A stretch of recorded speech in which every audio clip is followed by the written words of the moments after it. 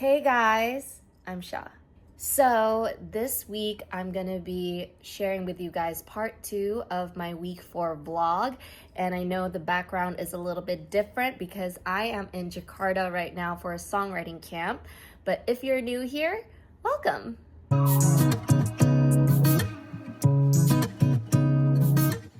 So last week I shared that I had to split week 4 into 2 parts because this part needed its own space. And the reason why I say that is because I was contemplating whether I wanted to post this or not. Like, I was 50-50 about it. And well, this week is gonna be a little bit emotional because I'm sharing with you guys a very vulnerable part that happened to me last year, and it's regarding the loss of my, well, you'll find out later on. But yeah, for those who have lost a loved one or lost even a pet of theirs, this episode is for you.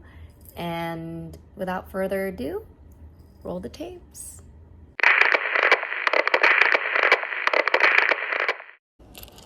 Good morning.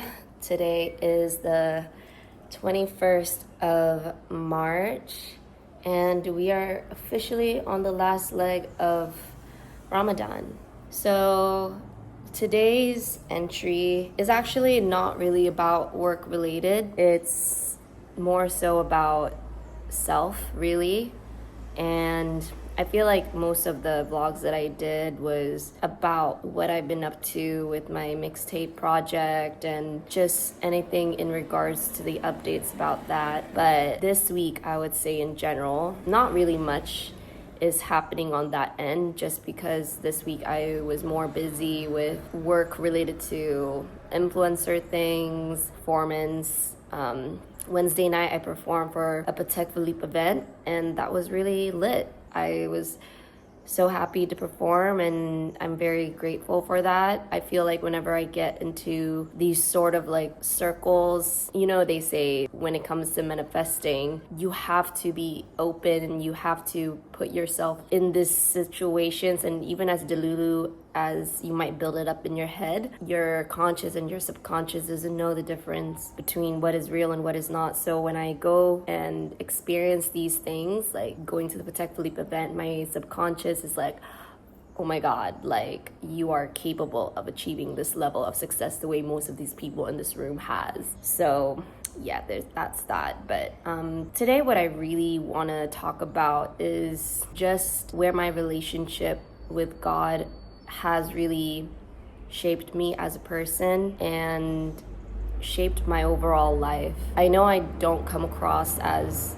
the most perfect Muslim, and I really keep a lot of my relationship with God private because I think sharing it just kind of like, for me, takes away that specialness. But for the sake of this vlog, I wanted to share how, you know, right now we have just entered the last 10 days of Ramadan, and it's what we call the Laylatul Qadr. And this time of the fasting month is the most special because I really believe and have felt miracles happen around that time. And I believe in my prior vlog, I've talked about like the timing of things and why when I dropped like Asal Kau Nak Nangis last year, I barely did any push, any marketing type of content for the song itself, and because I went through something personal. Today, as I was like journaling, it brought me to talk about it because now it's been, I would say, a year since a lot of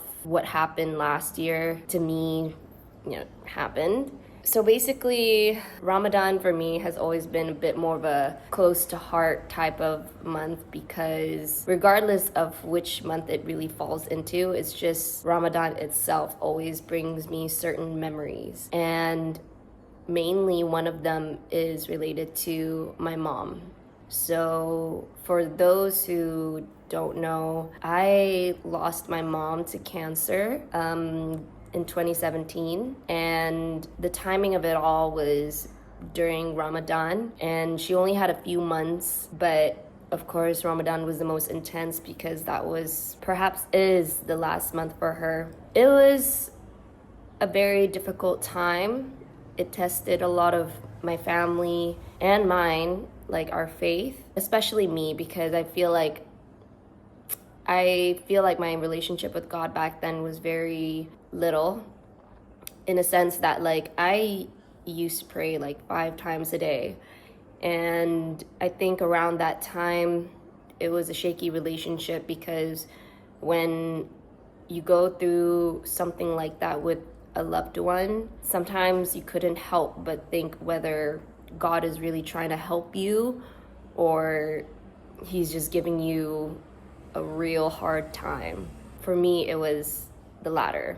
Whenever this sort of time comes around, in the beginning, but now it's like great, but my mind after her passing, every time Ramadan comes around, I have this fear of like something horrible is gonna happen. And it's ironic because it's supposed to be the most beautiful month of the year, but I had a little fear of that because of how things happened.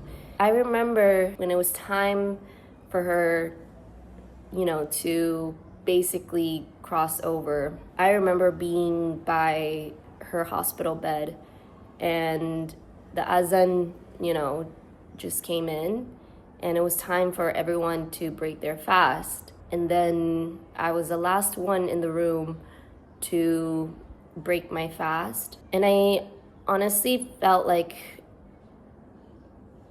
I don't know, part of me at that time, the reason why I sort of delayed it a bit is because, I don't know, I just felt like I didn't really want to eat, but it was a final moment type of thing. And then when my dad told me that I should just at least have one bite, and I did. I took one bite, and she took her last breath. I feel as though, looking back now, that like her body was there, but her spirit was definitely around, and I think she wanted me. I was probably the last person in the room to really came into the acceptance and letting her go, So last year, in a way, my cat, Nori, I don't share a lot about my cats as well, but like Pablo is my first cat, Kalita is my second cat, and Nori is my baby boy, the baby of the family, and all of them are generational. So Pablo is the grandma, and Kalita is the mother, and Nori is her grandson. So Nori around last year was diagnosed with CKD, which is cystic kidney disease. And it's basically a terminal disease amongst cats, almost like cancer. Last year, during Ramadan, I felt a very similar, very real, similar experience between what I had to go through with my mom, because it was happening during Ramadan, and every morning without a fail, I get up early, I send my baby to the vet to get his, it's not IV drip, but maybe I really blocked out like some of the things that I had to do, but I basically had to go to the vet every morning so that like he would get his treatment. And at the nearest vet around my neighborhood, it was really tough, because if you really loved something, if it's a human or pet, your pet is also your family, and Nori is like my son.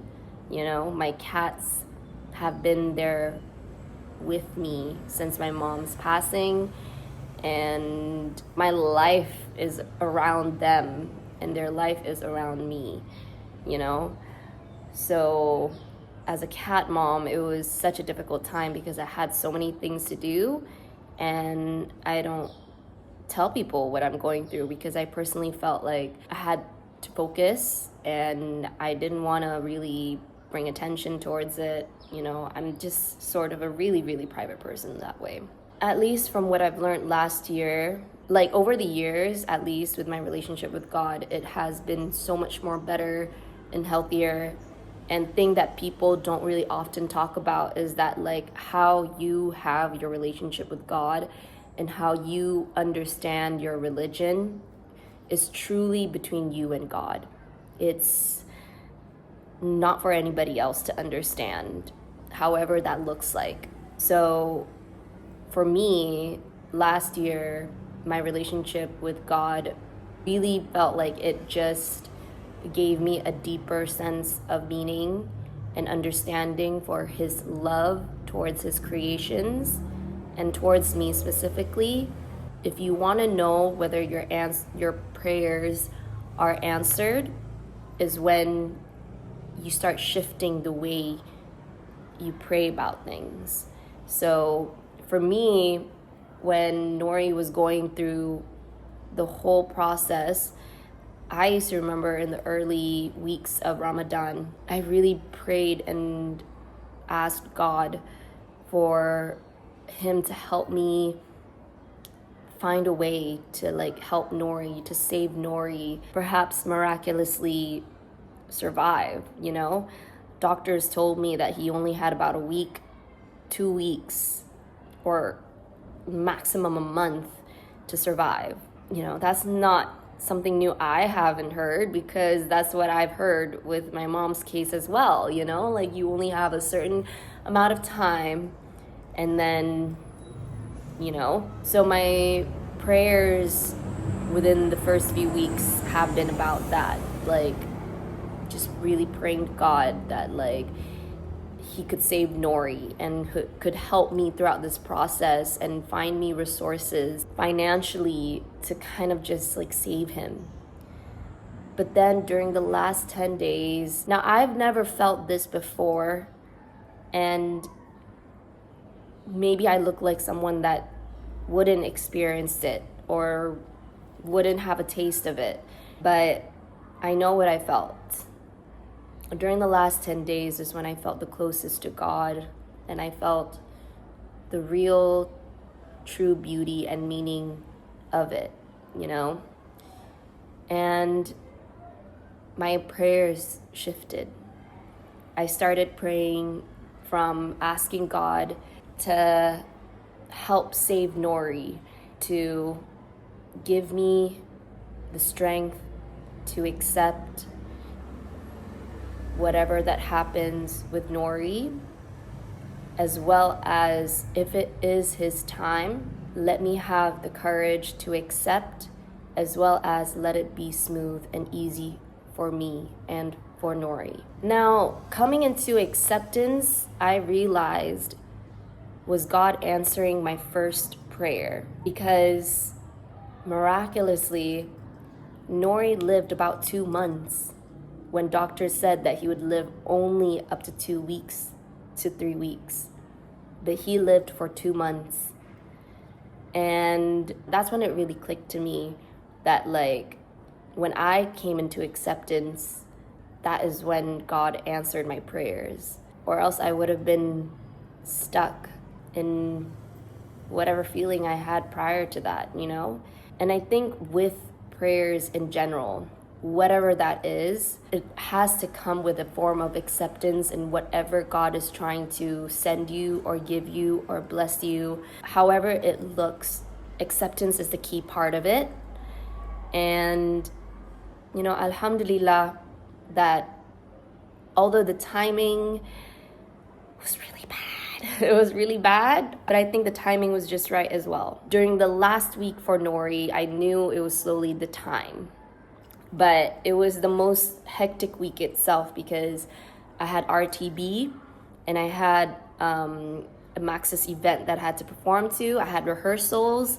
I had things to prep for leading up to RTB. More and more scared every day of like leaving the house, because I saw how weak and frail he was, and just so quiet. I literally put my bed out here in the living room because he couldn't move, so I decided to sleep out here, camp out here in the living room for about a week, actually the whole week. The first day of RTB was my first ever RTB set. I performed for 30 minutes, and that itself, I felt so happy and I felt so excited and I felt really proud of myself because I've always wanted an RTB set. I tried to basically focus my day on that. And a part of me is just not knowing what's gonna be like when I come home. But then I came home and like Nori was still around, but I couldn't shake the feeling, I couldn't shake the feeling that like it was gonna be time. So then the next day came around, and when I said goodbye to him in the morning, it just felt different. I knew it would be selfish of me to ask Nori to stay a little bit longer, at least until I come home, because he was probably in so much pain. So I just said to him basically that like, I'm here no matter what, and I love you, and you're gonna be okay, like I love you. So yeah, so then I go about my day feeling as though I sort of said my goodbye, and I just went about the rest of my day, saying hi to people, no one not really knowing what is going on. So then like Sunday night I had the Team Tomodachi performance, and truthfully it was the highlight of the week because I really enjoyed just doing the set with Sophia. I left soon after the set because I felt like I had to go home. So I went home, and then,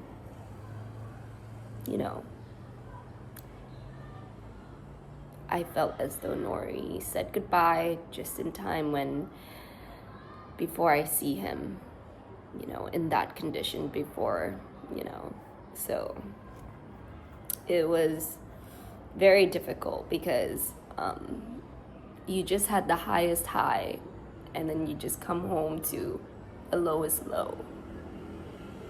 And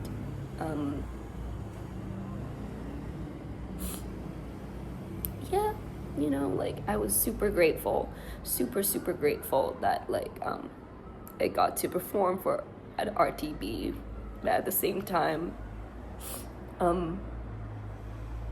I knew that Nori waited for me to leave so that like I wouldn't see him in that state, but at the same time he wanted me to finish what I had to do until it's time to go. So that was him holding on. Until so that I wouldn't be stressed out if something happened prior to the event, like so that I wouldn't be burdened, so Nori waited until like everything was okay so that I wouldn't be stressed out. So that's how I knew how much God loves me, but at the same time like how much I knew my cat loves me. So around that time was when I dropped my song as well. It's funny that it's called Asako na Nangis because here I am crying. But that particular time itself taught me a lot. It really taught me a lot because I'm not crying because I am sad. More so, I'm crying because there's so much, I would say, like, beauty in the divine way of how certain things are planned. I would have not changed one single thing at all. I would have not changed one single thing about whatever has happened. Because the beauty in this is that my dad told me this, but he said that like now that I've taken care of Nori in this world. Now it's time for my mom to take care of Nori. So it feels nice that she has company on the other side, and that I know that she will love Nori, and I know that like I have 2 guardian angels now.